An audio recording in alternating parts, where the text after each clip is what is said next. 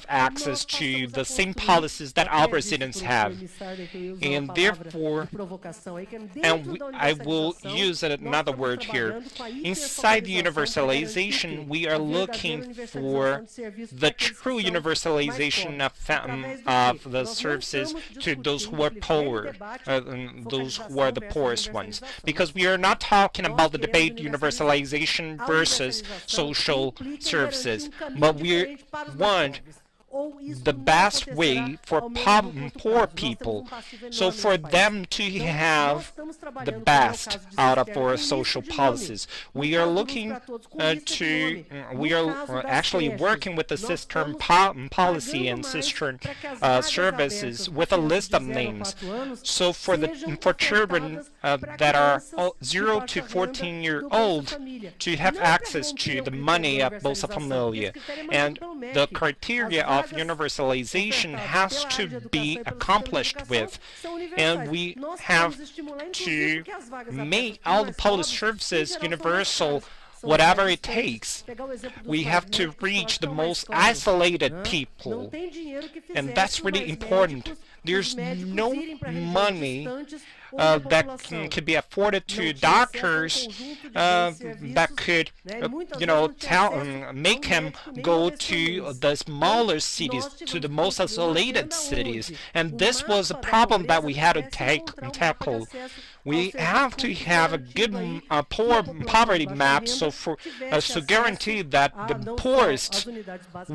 poorest individuals will have access to health education and health with qualified doctors, if you will, and therefore we will be able to give them good qualified services. We have not only have to take to the children medication, good vitamins, and so on and so forth, but we have to take to them good qualified doctors and hospitals, so for them to have complete access to either Bolsa Familia and to other public actions, if you will. We have to have a fixed and clear strategy here, so for people to have all this access that they need. We have here this curve. Every time we want to talk about multidimensional action, we will also talk about the income. We have the income of extreme poverty here all along this last 12 years, and we have a polemic here because people would say all poverty in Brazil grew up because they were seeing this line, and because of this line goes up and down.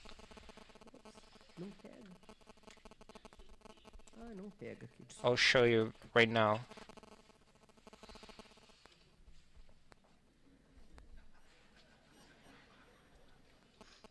According to this parts, as I pointed out, from 2006 to 2007, the extreme poverty stopped falling down.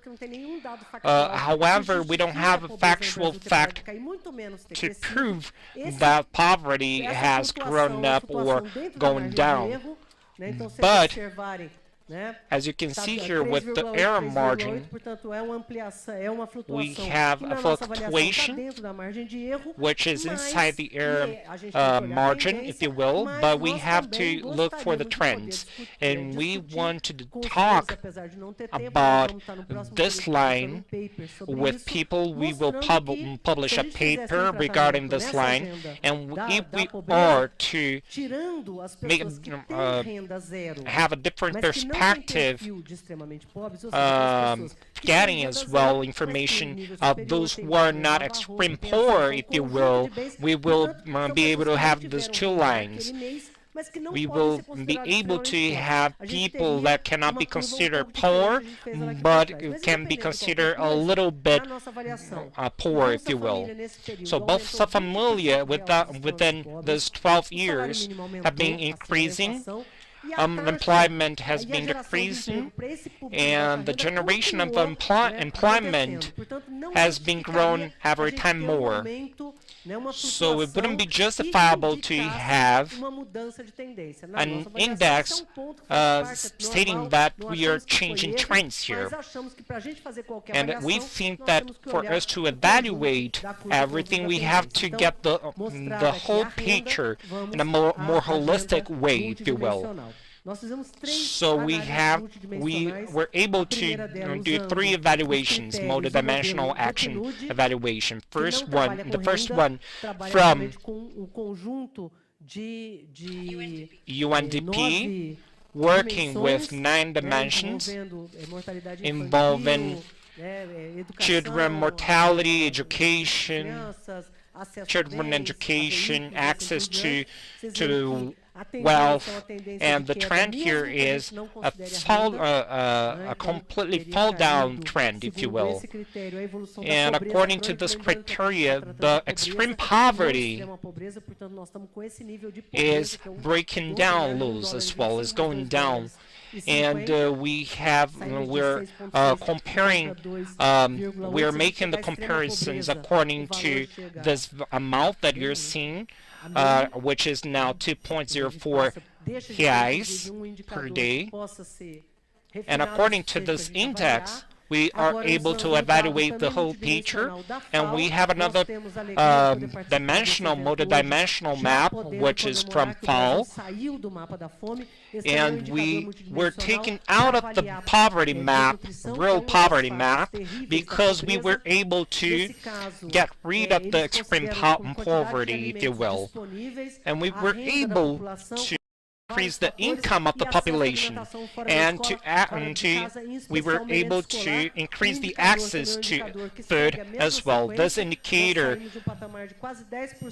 gets the very same indexes, and the very is constructed with the very same criteria of the indicator that I last showed you, and we have finally the first generation of children without extreme poverty. We are building a de facto new Brazil, and this is really important. We are out of the poverty of the hunger map, if you will, and Professor Calviano have been making a new research using the multidimensional criteria, and using those the 7 actions, which is a school year of education, basic sanitary system, access to water, electricity, household and living patterns, and others. We were able to make our very criteria and our very indexes, which show different results, different outcomes. But when it comes to the cisterns, which have been tried, we understood that we have the chronic poverty line, and we were able to make a combined mixing, and therefore we were able to see what were the individuals that were chronically poor, those who could not get out of the extreme poverty curve and go to a higher standard, if you will. Let me go through that later. Aqui dos critérios, pessoas, chefes de família sem instrução, vocês vejam que a população melhorou o indicador para todo o Brasil, a curva em azul é o conjunto dos brasileiros, a curva em vermelho é a população, 5% do Brasil, melhora para todo mundo, mas poorest 5% in Brazil. It has improved a lot for everybody, but especially to the poorest. After you're going to have access to this information, here you can see the heads of households that have primary education. It has improved a lot throughout Brazil, especially to the poorest. Children aged 6 to 14, so this is already universalized here in Brazil. The poorest children are at the same level as the set of Brazilians, so it has basically doubled. Now, access to piped water has increased and improved throughout Brazil, especially to the poorest population. Access to the general network, considering different aspects as cisterns and wells. So the poorest population had greater access. Sanitation, which is one of the greatest indicators one of the main indicators that we need to improve in Brazil, and it has improved throughout the poorest population. We also have other data, households with electric energy. We've had fantastic effects, and we are sure we are going to have better results as we universalize it. Access to fridge and freezers, this is an effect of the expansion of the income to the poorest population, and access to mobile devices, which is also great. When we put it all together, we decrease. That's the data of chronic poverty calculated by the bank. We go from 7.3% to 1.4% of the population. That's the one calculated by our ministry, following the same methodology. They are basically the same curve, so it goes from 8.3 to 1.1%. Before I finish, I would like to show you the same multidimensional curve complying with the three criteria which characterize extreme poverty and chronic poverty in Brazil. We have remarkable data to be shown, and it reflects the country we are building. The first one, we have the curves when we look at Brazil, the different regions of Brazil. In the beginning, the data were collected in a different manner. In red, we can see the northeast chronic poverty from the multidimensional point of view. You remember that it went from 8.3 to 1.1. In the northeastern region, it went from 7.9 to 1.9. It decreases throughout Brazil. The green line shows the southeast and the south and the different regions, but the greatest decrease, the greatest decline that we have here, the steep decline that we have, is in the regions where we had the greatest concentration of poverty. This was one of the aspects of inequality in Brazil. Poverty would be concentrated in two regions in Brazil. So now we have a more equal country. Now when we separate different races, so the black population, we had intense poverty. We had 12.6% of them being poor. It has also decreased to the white population, so we have a much more equal country from this point of view. Now looking at poverty among families which had children, the blue line were families with children aged until 6, and we had different lines there representing different age groups. So this is a much more equal country if we look at poverty from a multidimensional point of view.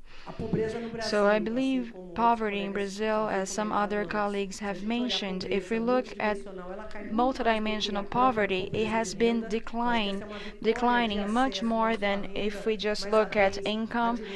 This is a great victory. We have greater citizenship, greater rights throughout our society, and we are trying to have this agenda expanded. We still have a long way to go. We still have a lot of challenges to face. The end of poverty from the gender point of view, the regional point of view, and the composition of the different households. This is just the beginning, because we still have a long way to go until we have a fair an equal country, but I'm pretty sure we are following the right path. Everything we have done so far just shows us, and it makes us condições de fazer muito mais. Quer dizer, quem fez tudo isso know that we have the conditions, we are able to do much more. We have the obligation to do much more. And another great issue is that since we are such an unequal country, one of the most unequal countries in the world, and since we have been able to be so successful, this is an inspiration for us to believe that this can be done throughout the world. Thank you.